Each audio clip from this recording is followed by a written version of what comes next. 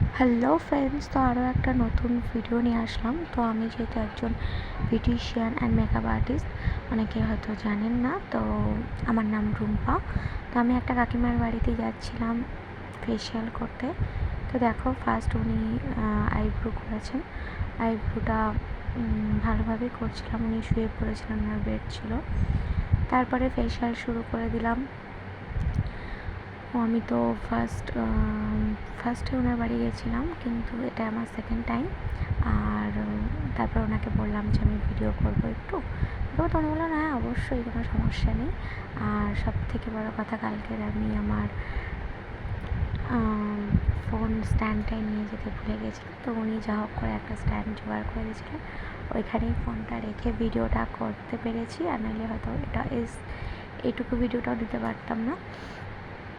তো আজকের ওনার pigmented skin, তো পিগমেন্টেড স্কিন যেহেতু একটু ট্যানও পড়ে গেছে গরমের জন্য, আর প্রচণ্ড পিগমেন্টেডের সমস্যা হচ্ছে। তো উনি গোল্ড ফেসিয়ালটা করেছেন, বাট আমি ওনাকে রেকমেন্ড করলাম যে উনি পাপিয়া ফেসিয়ালটা করলে খুব ভালো হতো।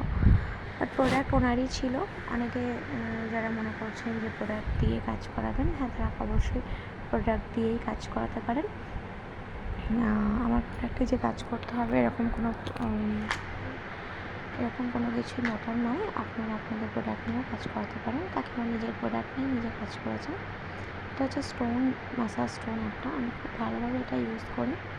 তো এরপরে আছে একটা নতুন ভাইব্রেটর দিয়ে ম্যাসাজ করছিলাম, যেহেতু আমার পিগমেন্টেড স্কিন আছে। তো ভাইব্রেটরটা দিলে খুব সুন্দরভাবে অ্যাবসর্ব করে যায় ক্রিমটা, আর ভাইব্রেটর ম্যাসাজটা সত্যি খুবই সুন্দর হয়। তো হেড ম্যাসাজও করে দিচ্ছিলাম ফেসের সাথে। তো ফেসের সাথে হেড ম্যাসাজও যায়, আবার নেক ম্যাসাজও হয়, খুব সুন্দর।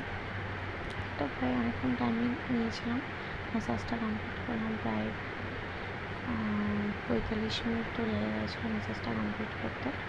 তারপর ওনার এতটাই আরাম লাগছিলো যে উনি বলছে আর একটু, আমি তো ওয়েট করছিলাম, যেহেতু হাতে অনেক কম টাইম ছিল, তার সত্ত্বেও ওনার পুরো ম্যাসাজটা কমপ্লিট করলাম।